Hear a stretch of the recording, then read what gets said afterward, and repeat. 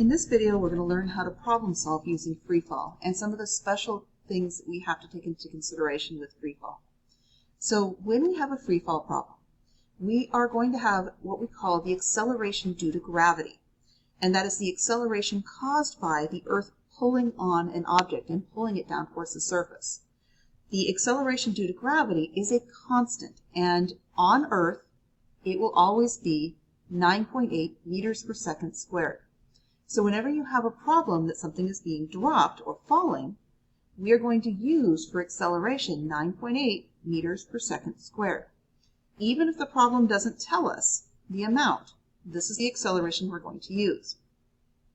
Something else about this acceleration is this acceleration is always going to be down towards the center of the Earth. It doesn't matter what direction the ball is moving. When something is in free fall, the acceleration is always down towards the center of the Earth. Now another thing, the initial velocity, we're going to be dropping things. So at the top, right up here, right when it's being dropped, the initial velocity is always going to be 0. So anytime you have a free fall problem, you can always assume the initial velocity is 0.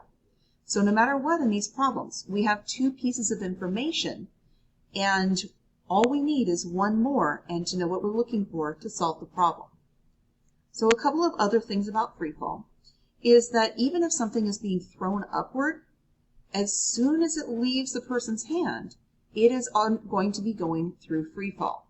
So even though on this side it's going to be moving upward, the acceleration is still going to be in the downward direction. Remember I said the acceleration due to gravity is always down.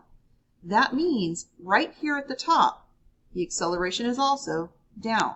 But think about what happens if you throw a ball into the air. Right at the top, just as it's about to start moving back downward, how fast is it moving? Well, at this point, it is going to have a velocity of 0. So its velocity is going to be 0. Its acceleration is still going to be 9.8 meters per second squared. These two are going to be constant. This is what is always going to be at the very top after something has been thrown. Another thing is whenever you look at something in free fall, even though this side is going up and this side is going down, any two pictures at the same level are going to have exactly the same speed. The difference is that they're going to have opposite directions. So if it's moving 10 meters per second up here, it's going to be 10 meters per second down on this side. If this is 1 meter per second going up, this is 1 meter per second going down. It's always going to be a mirror image. And the only factor that affects the time it takes an object to fall is going to be its initial height. So when we drop something, it doesn't matter if it's a 5 kilogram ball or a 100 kilogram ball. They will both hit the ground at the same time if they're dropped from the same height. Same thing, if I have a 5 kilogram ball that I'm throwing up 10 feet and it falls back down, that time for the entire up down will be the same whether it's a 5 kilogram ball or a 10 kilogram ball. Mass doesn't affect it. The only factor is that height. So let's try doing a problem. So here we have an apple falls from the top of a tree. If the apple takes 1.2 seconds to hit the ground, we want to know how tall is the tree. So 1.2 seconds, that's our time. We're going to put that in here. How tall is the tree? That's going to be our delta D, our distance. That's what we're looking for. So this isn't going to be enough to solve the problem, but remember, initial velocity is 0 because this is something falling, and acceleration is 9.8 meters per second squared because, again, it's free fall. So now we can go to our ADT chart, and remember we know our initial velocity. We are looking for height, we know acceleration and time. So we're going to go through this process. Is acceleration in the problem? Yes, it is. Is distance or displacement in the problem? Yes, it is. Is time mentioned in the problem? Yes, it is.